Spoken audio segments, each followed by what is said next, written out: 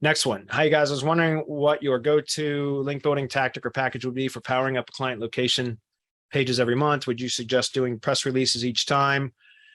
No, I mean, press releases are a part of what I do, but they're not the only thing. 4 or 5 years ago, when we launched Local PR Pro, I actually, like, at that time, that's all you would, literally you could rank with just press releases. You may be able to do that now, but I think it would be very difficult and would take a high volume of press releases. And I don't know that you could rank on press releases alone now. I haven't attempted that in years, to be honest with you, because it is part of an overall strategy. I use press releases as a component of a larger strategy. So I don't think press releases would be the be all end all. I don't think you'd be able to get the desired results from just press releases alone. Okay. Don't want to repeat the same thing over and over, or potentially over optimize anchors. And yeah, you got to be worried with that. And I talk about this. I can share that here conceptually, guys, but I use press releases. I don't link directly to the money site with press releases, and I have not done that for over a year now. I do it. I always use Google Business website, or actually more appropriately, the Google Business posts as the target URLs for press releases, right? As I talked about at the top of this webinar, this Hump Day Hangout, Google Business Post, the CTA button is a do follow link, that call to action button. And so the CTA button, if you pick learn more or book, when you are publishing the post, you can select the CTA button type, and the two that will accept a URL is make appointment, or excuse me, learn more and book. Okay. And you can put a URL in there. So that's a do follow link. Now, the anchor text of that button, so the anchor text of that link is either going to be learn more or book. So that's what you call a generic or a miscellaneous anchor text. Okay. So publish a Google Business post that is a summary of whatever it is that you're linking to on your money site, right? So whatever page or post that you're going to link to on the money site that you want to promote, you just summarize that page into a 200 to 225 word Google Business post. That's about how much content a Google Business post will accept, which is 1,500 characters, roughly 225 words max. Okay. So we always aim for 200 to 225 words, which is a summary of the page that it's linking to. Then we select the CTA button, either learn more or book. We link to that page or post, whatever, the target URL. Okay. And then we obviously we include the keywords in the post, the Google Business post text, but then we use press releases to link with an exact match, or what I call a target anchor, to the Google Business post URL, not the share URL, which that little, short URL that Google gives you, but the inner page of the Google Business website. So when you publish a Google Business post, as long as you have the Google Business website published, then eventually, it used to be within minutes. Now I've seen it take as long as 8 hours. I'm not kidding. For when you publish a Google Business post, it will appear as a post on the Google Business website. And if you click the post on the Google Business website, it will open up as like an inner page of that site, right? That's the URL that you want to use as your link target for a press release.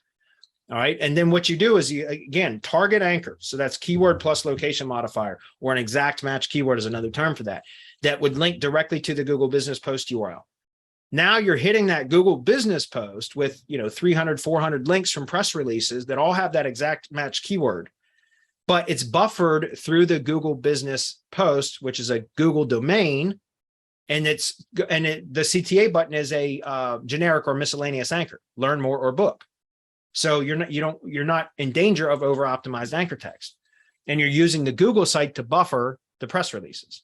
Does that make sense? It's a very, very powerful strategy, and that's the way that I do it. And then I will often have a second link in the press release, which will be to the Google Map share URL or to a Google review.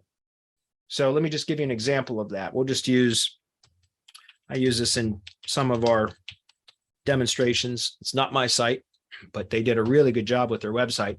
But anyway, like what I'm talking about is the Google Business website. You publish the post, as I mentioned, that becomes the primary target URL of the press release. So I don't link direct to the money site at all anymore with press releases. It's always buffered the way that I'm explaining. And it has been for over a year for me. And I've taught about this before. Okay. But so again, link to the Google post URL. But if you want to have a second link in the press release, which makes sense, then I link to the map share URL. See this? This is a 302 redirect, but it makes sense to link to that because Google expects people to link to a map through the share URL, not the CID URL or this long ugly thing up here, right? And so you're not pushing link equity in there, but it still helps to provide a natural looking link profile, as well as Google is, and why do I say you're not pushing link equity? Because this is a 302 redirect, okay? If you take a look at a 302, or excuse me, a Google map share URL, you see there's multiple 302 redirects. That means it does not pass link equity. It's fine. We're not trying to push link equity into the map with press releases. It's about creating a natural looking link profile. And then also, if you're running any sort of traffic, whether it's natural traffic that occur because they land on press releases, get traffic, guys, like at least Press Advantage was what we use and I have been for since 2014. Long time I've been using Press Advantage. If you are doing press releases direct to the money site and you go look at analytics, you'll see referral traffic coming from Press Advantage. Like, no question. I see it all the time. Or when I used to do press releases direct to the money site, I don't do that anymore. So what I'm saying is press releases will get traffic, but you can also manipulate traffic, right? You can run click-through rate manipulation traffic through any sort of CT or click-through rate manipulation tools, or I call it CT spam, that will allow you to set up referral traffic campaigns. So then you set up the refer as the press release, and then you have the bot, which is what the apps do, right? Go visit or open up the press release, go visit the press release, then find the target URL and click through and then engage on the resulting page a bit, right? Click other internal links and things like that. So click activity on a Google Map share URL is what Google is expecting, and it's very powerful because it's an engagement signal. So that's why I'm saying it's not about pushing link equity into the map, as it is about creating a natural looking link profile. Think about this, guys. Most people, and let's see, Gather Up's been broken lately. So let's see if it works. So this is the CID map URL. This is what SEOs like to build links to, right? But that's precisely why we shouldn't build a lot of links to it, because the only people that even know how to get this URL are SEOs. No, the layman, the civilian, the normal person, bloggers, everything else, they don't, like, normal people don't even know what a CID map URL is.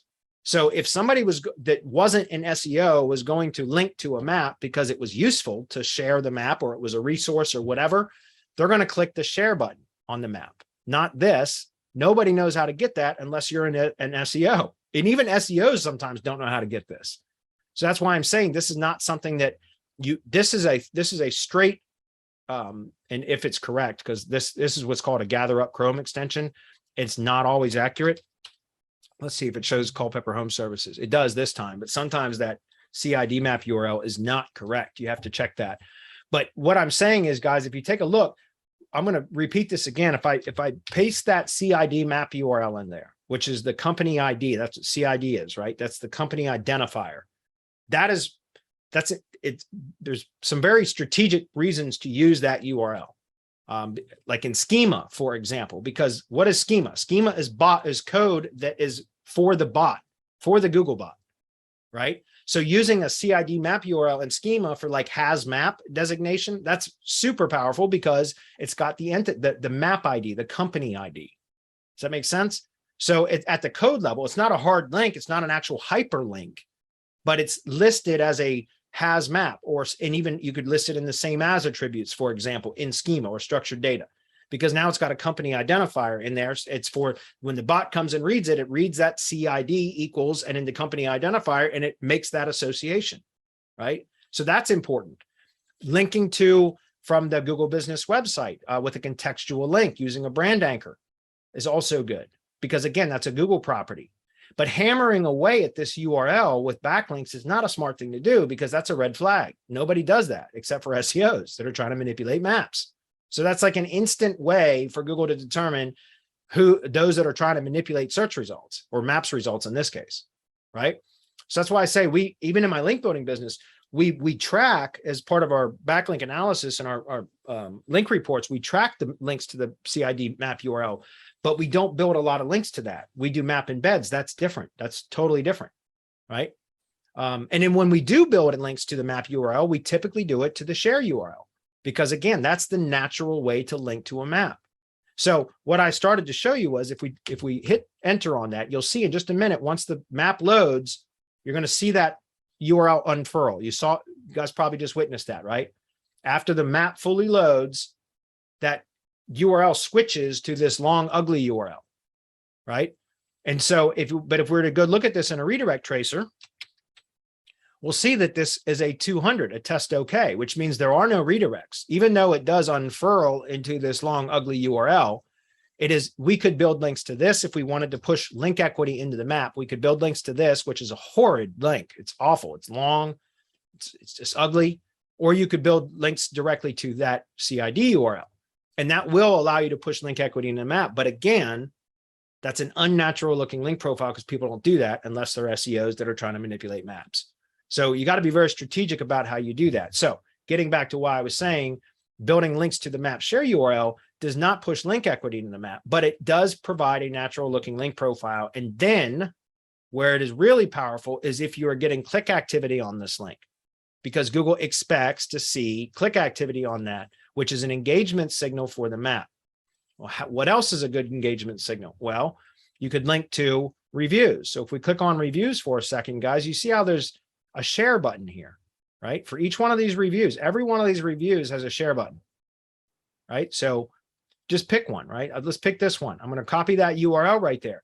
That's also a great opportunity for linking. Because why? Because you're building links to a map, to a share URL, which is natural. It's not going to push link equity in the map, but Google expects to see that. And then also, I like to use anchor text that says company name reviews or review of company name, things like that, so that when people do a search, because this is natural human behavior, when people decide on a company that they want to do business with, especially in the like contracting or home services industries, some people will often, before they call to schedule an estimate or decide to accept a proposal that was presented for the work that they requested, they oftentimes will go to Google and do a search for the company name reviews, right?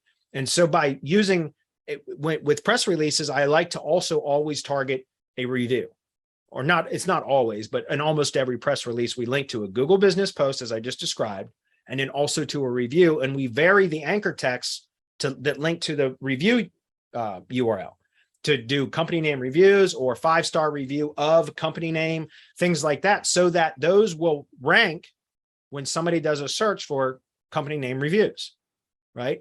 And so it's a very powerful, and then also, again, once again, click activity, sending click activity through that is another powerful signal. It's a powerful engagement signal. So take a look, you'll see that is also a 302 redirect. You see that? So it does not push link equity into the map, but it's still powerful.